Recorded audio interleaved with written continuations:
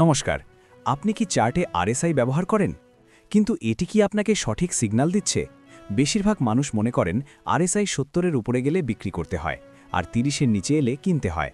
কিন্তু সত্যি বলতে এই পদ্ধতিতে ট্রেড করলে আপনি বড় লসের সম্মুখীন হতে পারেন।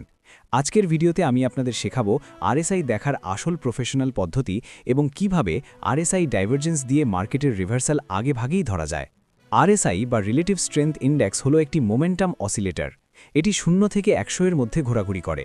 এটি আমাদের বলে যে মার্কেট বর্তমানে কতটা শক্তিশালী বা কতটা দুর্বল। সাধারণত এর ডিফল্ট সেটিংস থাকে 14 পিরিয়ড। এর দুটি প্রধান লেভেল হলো 70 এবং 30। সবাই বলে আরএসআই 70-এর ওপরে মানেই সেল করো, কিন্তু মনে রাখবেন একটি শক্তিশালী আপট্রেন্ডে আরএসআই দীর্ঘক্ষণ 70-এর ওপরে থাকতে পারে। সেখানে সেল করলে আপনি বড় র্যালি মিস করবেন। সঠিক নিয়ম: মার্কেট যদি ট্রেন্ডিং হয় তবে 70-এর ওপরে যাওয়া মানে মার্কেটে প্রচণ্ড শক্তি আছে।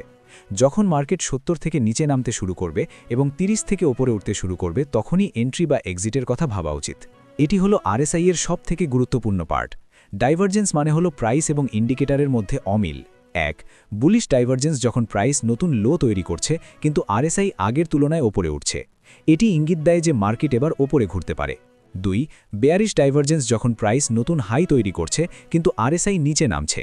এর মানে হলো মার্কেটের দম ফুরিয়ে এসেছে, এবার নিচে নামবে। অনেক প্রফেশনাল ট্রেডার 70-30-এর বদলে 60-40 লেভেল ব্যবহার করেন। আরএসআই যদি 60-এর উপরে থাকে তবে মার্কেট বুলিশ জোনে আছে। আরএসআই যদি 40-এর নিচে থাকে তবে মার্কেট বিয়ারিশ জোনে আছে। আর 40 থেকে 60-এর মাঝখানে থাকলে তাকে সাইডওয়েজ মার্কেট বলা হয়। মনে রাখবেন, কোনো ইন্ডিকেটরই 100% নিখুঁত নয়। আরএসআইকে সবসময় প্রাইস অ্যাকশন এবং ভলিউমের সাথে মিলিয়ে ব্যবহার করুন। আজকের ভিডিওটি ভালো লাগলে লাইক দিন এবং আরএসআই নিয়ে আপনার কোনো প্রশ্ন থাকলে কমেন্টে জানান। পরবর্তী ভিডিওতে আমরা মুভিং অ্যাভারেজ নিয়ে আলোচনা করব। সাবস্ক্রাইব করে পাশে থাকুন। ধন্যবাদ।